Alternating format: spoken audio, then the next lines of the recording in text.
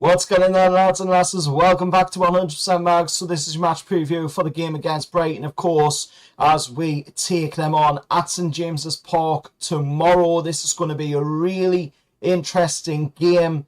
And of course, we're returning back from international duty as well. Hopefully extending our unbeaten run at home to 12 games, matching a sequence recorded between May of 2022 and February of 2023.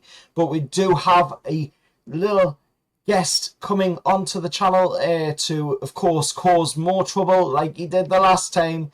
And you might have seen him once on the channel before, but here he is, without further ado, Tommy the Seagull.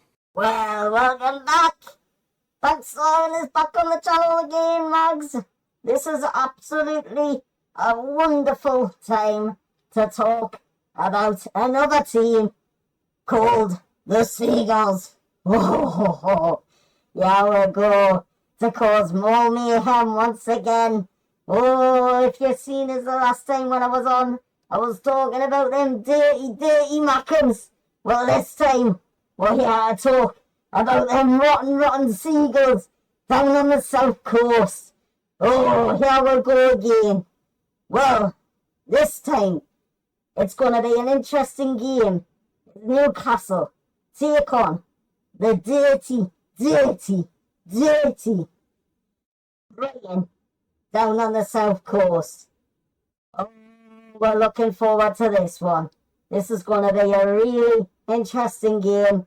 We did see, of course, Eddie Howe talk this morning about the availability of a few different players for this game. Well, of course, we're seeing the Samba news that Kieran Trippier, of course, has suffered a hamstring injury. Well, that will keep him out for a few weeks, so that's not great. Alexander Isak, of course, returned in the squad, but Howe was more cautious about, of course, Wilson and Maley, as they will be slighted into action for the first team this season. Well, Jamal Lascelles and Sven Botman still remain out, however, while Joe Linton, of course, remains just one booking away from a suspension for one game. Let's talk about these dirty seagulls. And I ain't talking about the Mackhams here. We'll get onto them a little bit later in the video, as there is one involved in this game at the weekend. Well, Brighton will be out without Adam Webster, Matt O'Reilly and James Milner and João Pedro. They'll all miss the trip to St James's Park this weekend. John Paul Van Heck and Rudder are doubtful for this game. Albion have won one, drew one and lost the other one of their 3 Premier League away games to date.